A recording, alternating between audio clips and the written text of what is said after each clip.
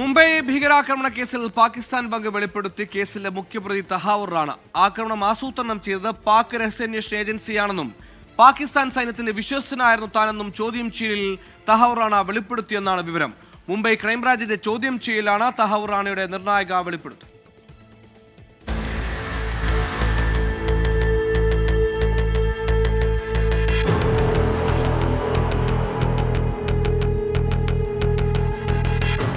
പാകിസ്ഥാൻ സൈന്യത്തിന്റെ വിശ്വസ്തനായിരുന്നു താൻ. 2008 ആക്രമണം നടക്കുന്ന സമയത്ത് മുംബൈയിൽ ഉണ്ടായിരുന്നു.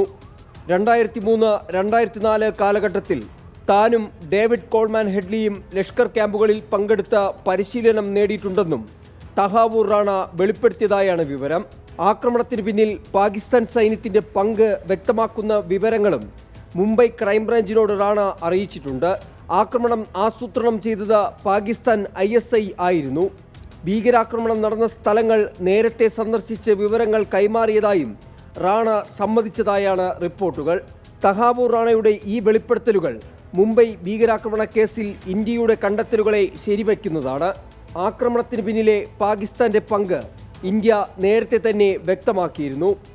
ഏപ്രിൽ 10 അമേരിക്കയിൽ തടവിലായിരുന്ന തഹാവൂർ റാണയെ ഇന്ത്യയിലെത്തിച്ചത്. 24 ഡൽഹി.